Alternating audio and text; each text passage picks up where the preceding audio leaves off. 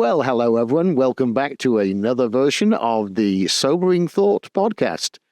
Here with Jamie, and we have a very special guest on this episode, Mr. Neil Firbank, the founder of the Recovery Games and a well-known figure in the recovery world here in Doncaster.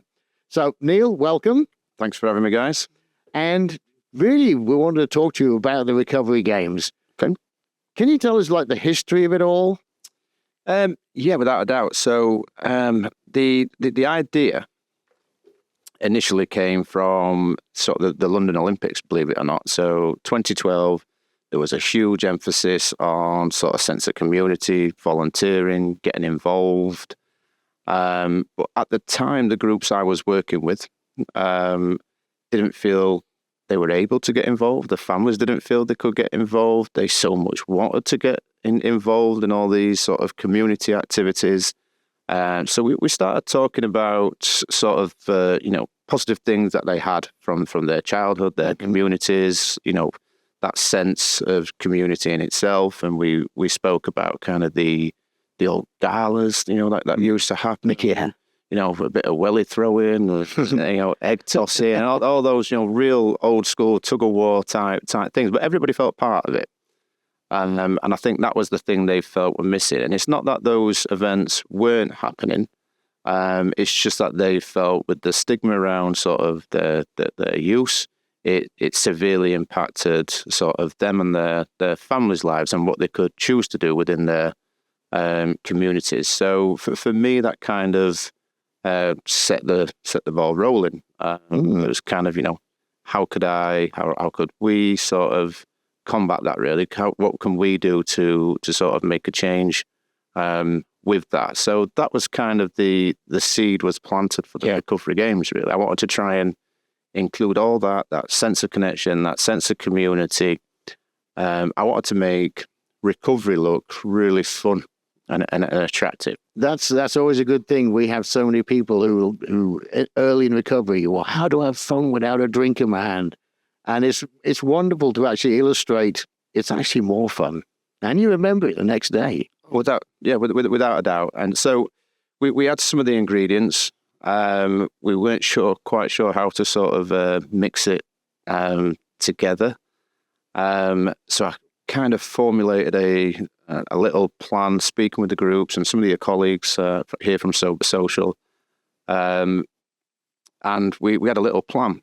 So 2012, we was asked to sort of present a bit of a, what would good recovery look like? How can we celebrate recovery? And I sort of pitched this idea to our local commissioners, and at that time, I think they already had something else in mind, another particular event, and we were refused the budget.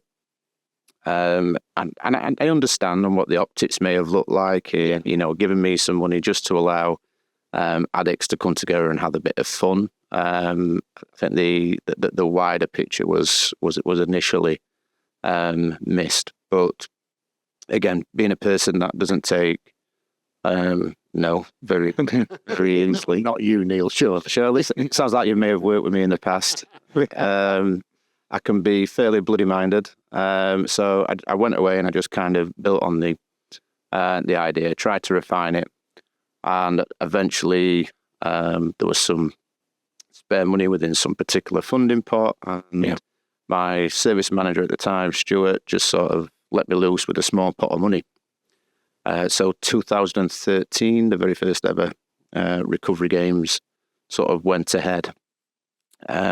It was almost something like out of a movie, if I must describe the very first one. And please stop me if I talk too much. No, it's right. I'm just trying to think, what sort of movie? Was it a comedy? I was going to say, but I will like. Yeah, I think there were elements of it all, really. So there was lots of grief and stress on my behalf. I'd never pulled anything like this together in my life. I weren't at that time involved in events or anything. It was totally outside of my remit. I was a group therapist. I ran groups with people. I understood. I felt the audience that I needed to. Having living in recovery myself and sort of being from there and being a victim of some of those trying to access community events with my own family and being spat at, called names. And so I totally got it. So it was quite dramatic at first. I'm like, I'm going to put this together and, will people come? Was they right? That we shouldn't really be, doing this. And then the day came. It was all ahead. The weather report was absolutely atrocious. I was on that field at 6 a.m, putting up marquees and what have you, and thinking, oh God, they're right. Nobody's gonna come. And then come sort of 8:30, a couple of cars turned up, followed by a minibus and then a coach. And then, believe it or not, the sun actually broke. And this is what I mean. It was like something out of a perfect Hollywood movie end. And I've forever always used that the recovery games is like my very own field of dreams. Yeah. And I love that. And I felt that purpose that if I built something, people would come. Yeah. So that was my sort of. I'm getting sort of goosebumps thinking about that. Well, it's an amazing thought, really, that, the word you've used there, community. And we do feel ostracized from most communities and most of those events where you can just go and be yourself because of what we've been through. So to actually provide this little community outside of normal life, wow, what a thing to do. These people come in and like, we're all the same, no judgment. Yeah. And it was amazing. So, I mean, I didn't really have a lot of money to advertise. It was all done through sort of word of mouth. We only sort of spoke to some of the servers from neighbouring areas, so Rotherham, Sheffield, Gunthorpe. But that very first time, we had 300 people in recovery competing in some of the craziest events. It was things like how fast you could blow up a balloon. Stuff on the wall, because that's the sort of what my budget sort of dictated at that time. And everybody had an amazing day, and the feedback was just absolutely amazing.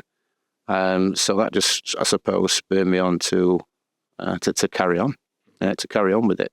I mean, at that time, another big point for me was we just faced. I think we had 40% budget cuts. We lost an awful lot of staff as well. So I think staff were a little bit disheartened. Mm-hmm. So it's really hard to help somebody when you're not feeling particularly motivated yourself. And a lot of the people I work with really got to see people actually doing well in recovery, and I wanted to give them something a little bit different to engage with them with. So rather than sat in a group room or in a one-to-one in an office, I wanted them to be able to sort of engage with them and their families in a completely different context. And I guess that's where the criteria for the teams came. So ideally, we like a makeup of people in recovery or people who are supportive of recovery. So we get that.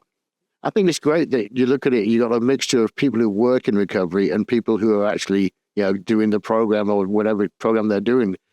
And it's great to go and do this thing and see a different side of those people. Somebody that you've sat there having, quite emotional discussions regarding life, going out and just having a blast. Yeah, something else you touched on there. You mentioned family a couple of times as well. So I presume it's open to not just the people who are involved in the recovery themselves, but friends and family as well. How does that dynamic work? Exceptionally well. I mean, if you can imagine, when I kind of pitched this idea and I'm like, I want to put like music on, I want to have like a real sort of festival sort of party type of environment. It has got to involve families and their children. And I think, again, working in the health service and the community sector, it's all perceived risks and everything else, which I totally understand because I worked on that side. But I think for me, that is one of the key successes to the event, in that we include anybody and everybody.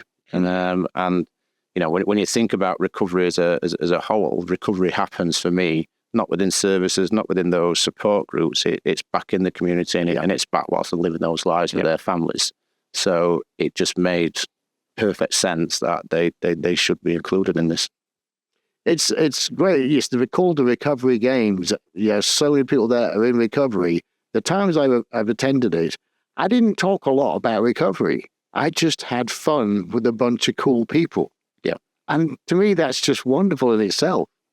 Yes, it's a recovery event, but it's just a bunch of great people having fun. And that's it. And I think as long as I can keep that sense, and, you know, as it's eventually kind of grown, we've people now come and spend the time with us. So a lot of the, you know, that community, I suppose, that may have not understood where some of those individuals in recovery or how they lived, we now attract those to come to us. So it's kind of completely sort of switched on its head, really. But and as you say, the recovery games doesn't necessarily talk about, you know, addiction and recovery and mental illness. It's you come and the most sort of contagious thing there is the smiles and the laughter. And the paint. And the paint, of course. Yeah, nobody goes home without a speck of paint. I mean, probably worth expanding on that for listeners. If you want to. Yeah, so something that we introduced sort of 5 to 6 years in was a very colourful paint powder festival.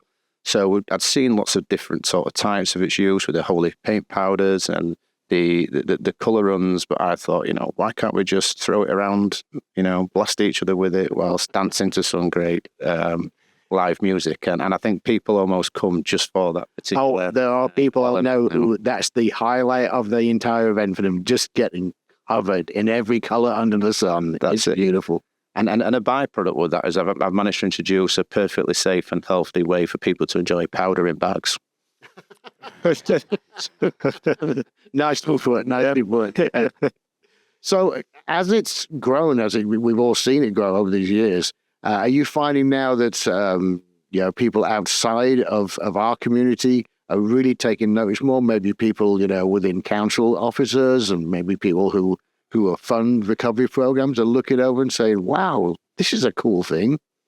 Yeah, we've had lots of interest in it, and I suppose it's opened doors that I never for once imagined would become open. So we've more or less always had some support from sort of local councillors, but we've since had sort of MPs come. It's been discussed in sort of Westminster. We've been mentioned in sort of various sort of journals and evidence-based sort of documents around sort of engaging with communities, to the point where I was actually invited to Vienna, to the United Nations head offices, to talk about this very thing. So for me, sort of 15 or so years prior to that, I was homeless, living in the back of a black taxi cab. To then someone saying, you know what, let's fly you over to Vienna and let's talk about this little thing, the recovery games you've got going off. So, well, I think that's just a real tribute to the work you've put in and the event, the way it's grown. Yeah, that's a lot of it's down to you, New. You got to realize that, and we all thank you for it. Thank you. But I think it has been a joint effort, and you know, as much as sort of families involved, my family's been involved from day one. They have to live it, I guess. You know, from my youngest daughter being there from the age of 5 with her daddy's little help at Yellow Vest on, to now managing little sort of segments of the event.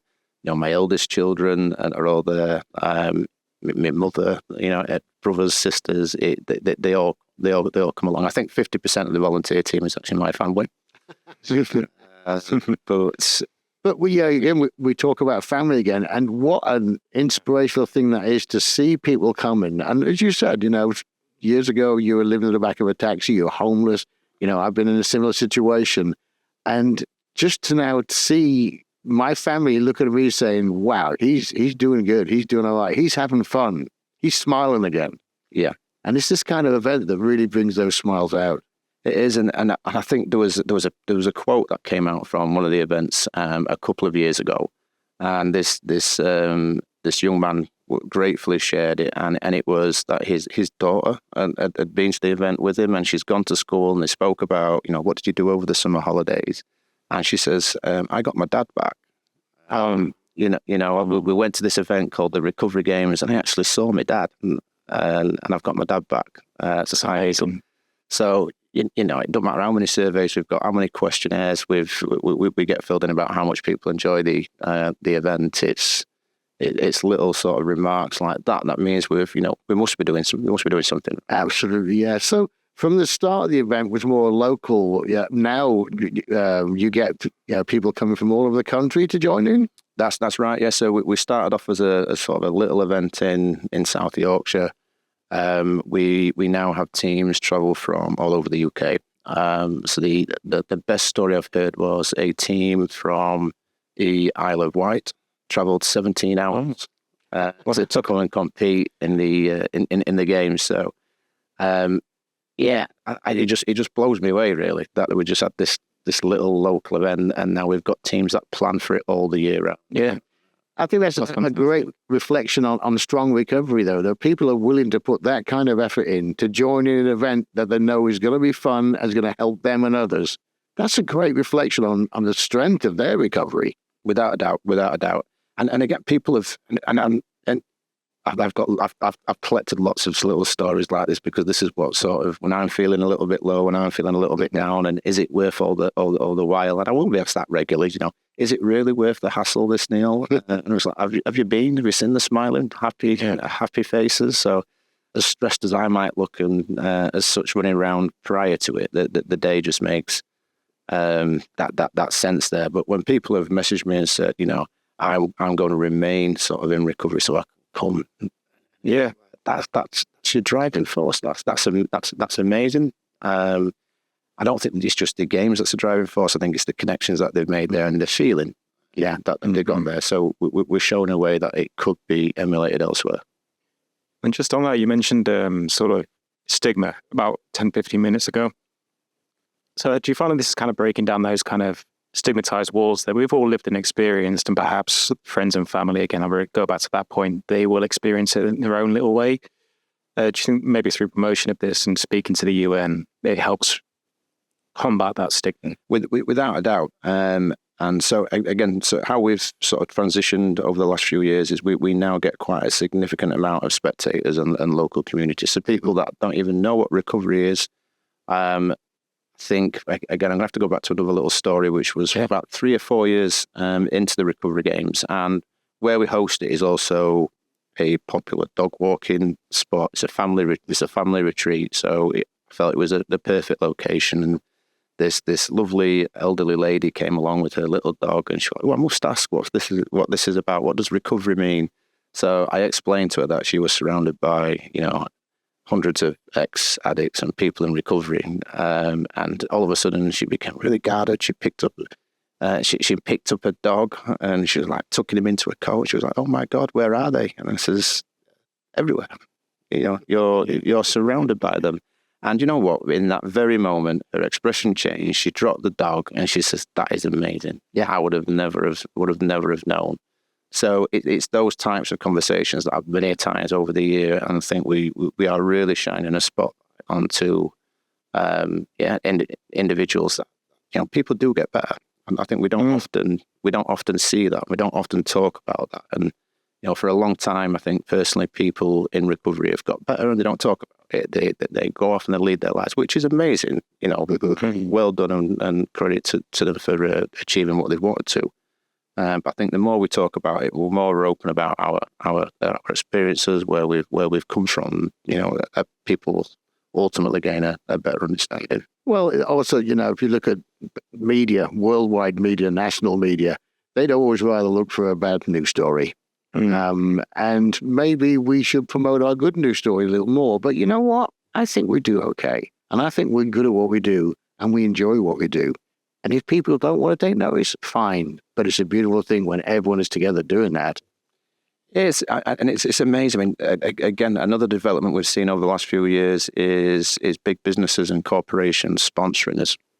So so they're kind of coming along. They're seeing what we're doing. They're willing to sort of work with some of the people that come along to these events. They're seeing, and not only just seeing it, they're putting the money where the mouth is. Basically, they're providing us with sponsorship so we can continue to do this. Well, I think that's one of the things I've seen over the last few years is that some businesses are looking at it and saying, hey, recovery is a good thing for us as well. We don't have to lose staff. We don't have to retrain new people. I think governments are looking at it sometimes, well, okay, people aren't going to be a burden on the NHS. People, so there's so many pluses to recovery. But, the more we can put that across and to kind of counter that stigma that you're talking about, Jamie, and saying, hey, recovery's a great thing and it's possible. It is. And the media's, I mean, some of the first events that we ever tried in and around sort of the recovery games, and there was one in particular where, and it was one of the guys that we was working with come up with the idea and was like, hey, I want to raise some money for a local cancer charity. You know, how about we abseil off the side of a local hospital? I mean, do you know what? Sounds amazing. Let's try and make that happen for you. And then the local press reported it as, you know, junkies on ropes. They didn't. No. So we got a small retraction for that. But I guess now with the recovery games, we get really great press coverage, and it's about celebrating those achievements and those connections, and you know the contributions that people in recovery make back to give back to their own. Well, that's true. It's something we very often hear in here is when someone wants to say volunteer. Yeah, the first thing they say is they want to give back. Yeah, and this is a great platform and an avenue for people to do that as well. It's perfect. And again, I think one of the first ever groups that I was in, and a guy said, if I don't give something back, it feels like I've stolen what I've been given. And that's what I've always done. And so, you know. It's, for me, you know, my recovery, as I moved on through it, it became a point where I have to be doing something positive. I never in my wildest dreams thought that I'd be working in this field. You know, there's nothing I'd ever done in my life before. Mm-hmm. Turns out that I seem to be okay at it. Mm-hmm. And it's probably the most satisfying career I've ever had. Yeah. It's heartbreaking at times, but very satisfying as well. Without a doubt. Without a doubt. And I guess I'm fortunate that, you know, 23, 24 years I've been working in this in this line of work now, and I still feel an imposter. You know, I'm still kind of waiting for someone to tap me on the shoulder. It's like, you know, the only field I'd worked in before were picking peas. So, but it's, as you say, it is just so rewarding. Very hard work at times. But yeah, I totally get what you mean. I think for me and my recovery, I needed to keep busy, and I needed to keep busy doing something positive that also had an impact on others. Yeah.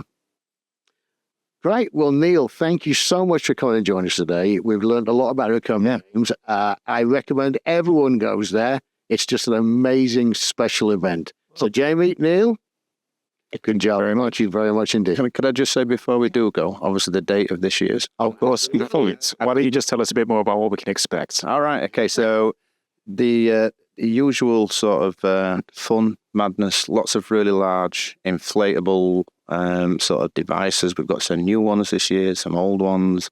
We've got some fantastic live acts coming up.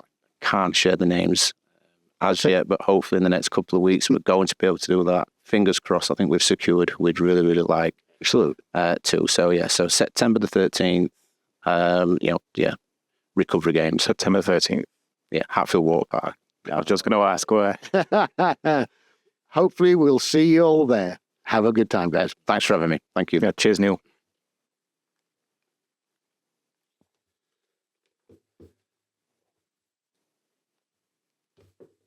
All right.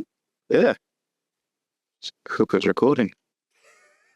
That'll be my little shit. Here we get that, Africa.